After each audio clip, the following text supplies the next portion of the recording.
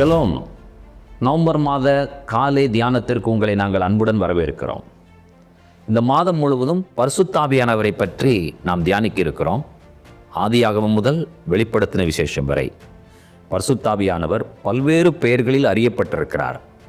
அவரை பெற்றுக்கொள்வதும் அவரை பற்றி அறிந்து கொள்வதும் பரிசுத்த ஆவியானவரை அபியாசப்படுத்துவதும் நம்முடைய வாழ்க்கையில் மிக மிக அத்தியாவசியமான காரியங்களில் ஒன்றாய் காணப்படுகிறது. வாருங்கள், பரிசுத்த ஆவியானவருடைய நிறைவை பெற்று அவருக்குள் நாம் நிலைத்து வாழ கர்த்தர் நமக்கு உதவி செய்வாராக. ஷலோம்.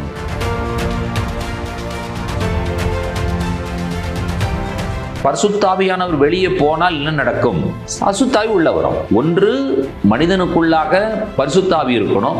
அப்படி இல்லாத பட்சத்தில் அந்த மனிதனுக்குள்ளாக இருக்கிற ஆவி அசுத்தாவி தான். அசுத்தாவியினால் மனிதர்கள் நடத்தப்படுவார்கள், இல்லாவிட்டால் பரிசுத்தாவியினால் நடத்தப்படுவார்கள். கிறிஸ்துவின் ஆவி உடையவன் அவனில் காணப்படும் எல்லா நுகத்தையும் அந்த கிறிஸ்துவின் ஆவியினால் முறியடித்து விடுவான்.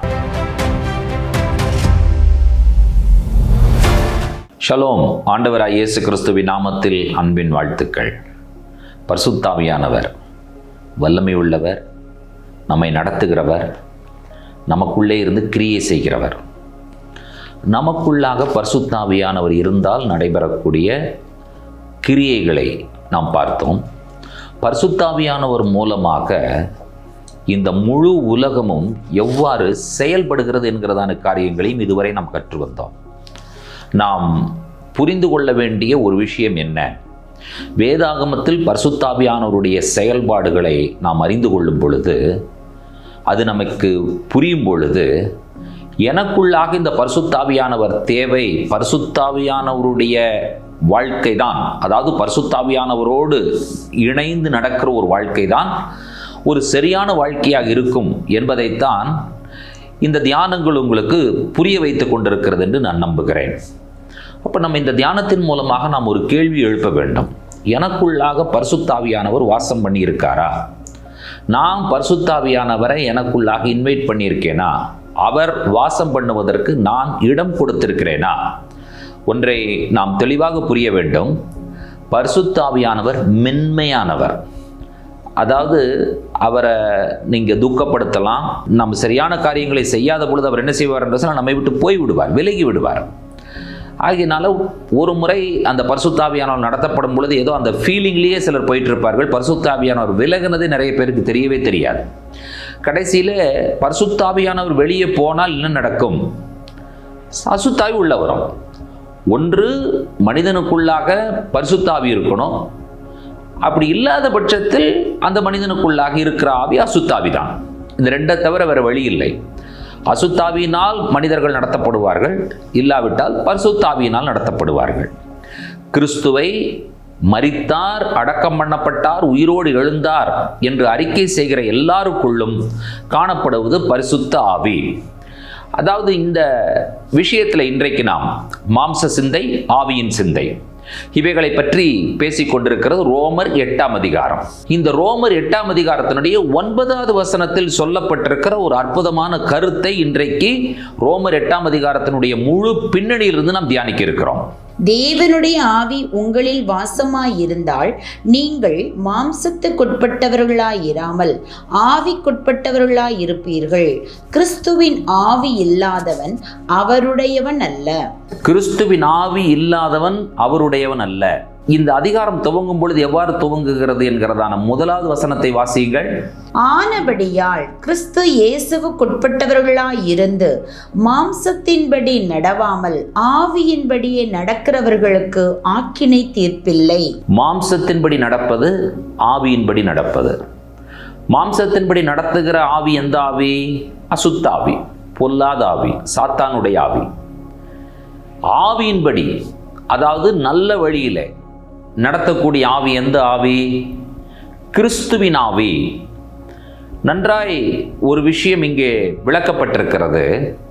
கிறிஸ்துவின் ஆவி இல்லாதவன் அவருடையவன் அல்ல. நாம் அவருடையவர்கள் என்பதற்கான அடையாளமே நமக்குள்ளாய் காணப்படக்கூடிய அந்த ஆவி. அந்த ஆவிக்கு பேர் கிறிஸ்துவின் ஆவி. கிறிஸ்து என்று சொல்லும் பொழுது அபிஷேகம் பண்ணப்பட்டவர், கிரைஸ்ட் என்று சொல்லி ஆங்கிலத்திலும், கிரைஸ்ட் என்ற ஆங்கில பதம் கிறிஸ்டோஸ் என்ற கிரேக்க பதத்திலிருந்து வந்தது. மஷியாஹ் ஹீப்ரு வேர்டு, அதிலிருந்து தான் மெசாயா என்ற ஆங்கில வார்த்தை, அதிலிருந்து தான் மேசியா என்ற தமிழ் வார்த்தை. கிறிஸ்துவினுடைய ஆவி, கிறிஸ்து என்று சொன்னால் அபிஷேகம் பண்ணப்பட்டவர், அனாயிண்டட் ஒன்.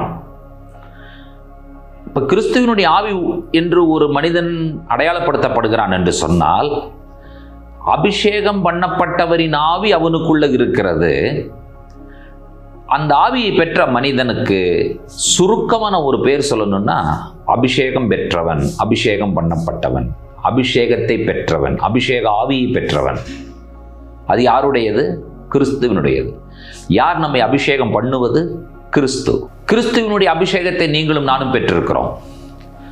ஆவியின் சிந்தை ஜீவனும் சமாதானமும் என்று சொல்லப்பட்டிருக்கிறது. ஆனால் மாம்சத்திற்கான சிந்தை அது மரணம். மாம்சத்திற்கு உட்பட்டவர்கள் தேவனுக்கு பிரியமாய் இருக்க மாட்டார்கள். எதனால் அவர்களுக்கு தேவனுக்கு பிரியமாய் இருக்க முடியாது? ஏனென்று சொன்னால் அவர்களுக்குள்ளாக தேவனுடைய ஆவி இல்லை.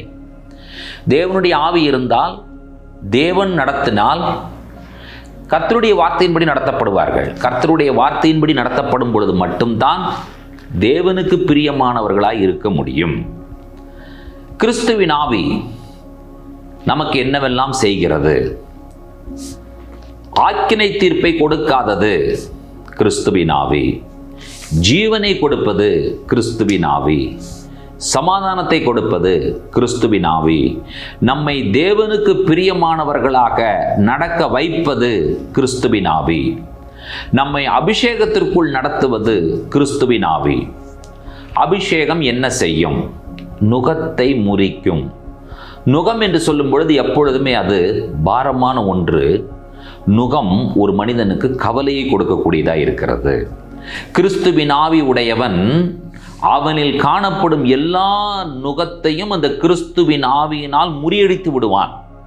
கிறிஸ்துவின் ஆவி நுகத்தை முறிக்கிறதா இருக்கிறது. இந்த கால வேளையிலே ஆண்டவரிடத்தில் நீங்கள் கேட்க வேண்டிய ஒரு விஷயம், நாம் அனைவரும் இணைந்து கேட்க வேண்டிய ஒரு காரியம், எனக்குள்ளாக கிறிஸ்துவின் ஆவி வாசமாய் இருக்கட்டும் என்று சொல்லி கேட்பீர்கள் என்று சொன்னால், அந்த கிறிஸ்துவின் ஆவியினால் நீங்களும் நானும் நடத்தப்படும் பொழுது ஆக்கின தீர்ப்பில்லை, நித்திய ஜீவன், சமாதானம், ஜீவன், சந்தோஷம், இப்படி நமக்கு காரியங்கள் அடுக்கிக் கொண்டே போகலாம். இந்த அத்தனை காரியங்களையும் நமக்கு கொடுக்கிற கிறிஸ்துவின் ஆவி. அப்போ நம்ம வாழ்க்கையில் நமக்கு ஒரு விருப்பம் இருக்கணும். என்ன விருப்பம்? நான் தேவனை பிரியப்படுத்துகிறவனாய் இருக்க வேண்டும். நாம் மனிதர்களை பிரியப்படுத்துகிறவர்களாய் இருப்போம் என்று சொன்னால் கிறிஸ்துவின் ஆவி நம்மில் இருக்காது, அது வெளியே போய்விடும்.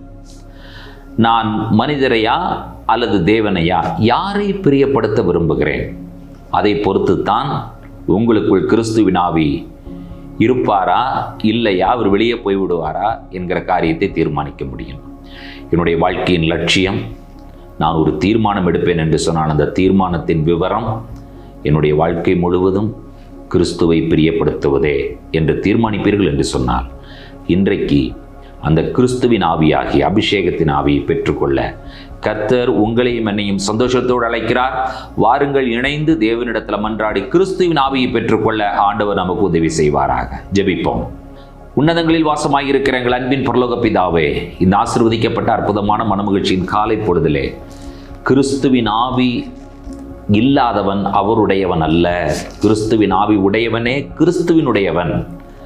அந்த கிறிஸ்து என்று சொல்லுகிறவர் மேசியாவாக அபிஷேகம் பண்ணப்பட்டவராக இந்த பூலோகத்தில் எங்களுக்காக வந்தீர். அந்த கிறிஸ்துவின் ஆவி எங்களில் இருக்கும் பொழுது எங்களுக்கு ஆக்கினை தீர்ப்பில்லை, எங்களுக்கு ஜீவன், எங்களுக்கு சமாதானம், உமக்கு பிரியமானவர்களை நடக்க எங்களுக்கு அது உதவி செய்கிறது. அது நுகத்தை முறிக்கிறது. இந்த காலை வேளையிலே யாரெல்லாம் ஆண்டவரே மிகுந்த கவலையோடு, சுமக்க முடியாத நுகத்தோடு இந்த உலகத்தில் வாழ்ந்து கொண்டிருக்கிறார்களோ, கிறிஸ்துவின் ஆவி என்கிற அபிஷேகத்தின் ஆவி இவர்கள் மேலே இறங்கி இவர்களுடைய எல்லா நுகங்களையும் முறியடிக்க வேண்டும் என்று சொல்லி ஒப்புக் கொடுத்து ஜெபிக்கிறோம். ஆண்டவரே, கர்த்தர் எங்களுடைய ஜெபங்களை கேட்கிற தேவன், எங்களுடைய ஜெபங்களுக்கு பதில் தருகிற தேவன். அதற்காக நாங்கள் நன்றி சொல்லுகிறோம். உம்முடைய திவ்ய கரங்களில் தாழ்த்தி சமர்ப்பிக்கிறோம். துதி கனமகி உமக்கே ஏறெடுக்கிறோம். இயேசு கிறிஸ்துவின் வல்லமையான நாமத்தில் வேண்டுகிறோம். ஜெபம் கேளும் பரிசுத்தமுள்ள பிதாவே. ஆமேன், ஆமேன். நம்முடைய கர்த்தராகிய இயேசு கிறிஸ்துவின் கிருபையும் பிதாவாகிய தேவனுடைய அன்பும் பரிசுத்த தேவாவியானவருடைய அந்யோன்ய ஐக்கியமும் சிநேகமும் நம்மளோடும் கூட கர்த்தருடைய வருகை பரியந்தம் நீடித்து நிலைத்திருப்பதாக. ஆமேன், ஆமேன். தேவ கிருபையும் சமாதானமும் நம்மில் பெருகுவதாக. ஷலோம்.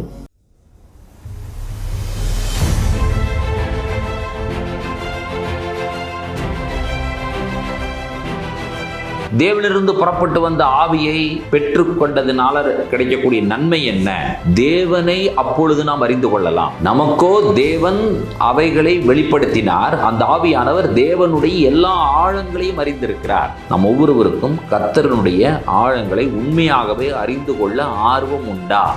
மற்றவர்கள் நம்மை நிதானிப்பதற்கு முன்பாக நம்மை நாமே நிதானிக்க வேண்டும் என்று சொன்னால் அதற்கு தேவை தேவனிலிருந்து புறப்படுகிற பரிசுத்த ஆவி.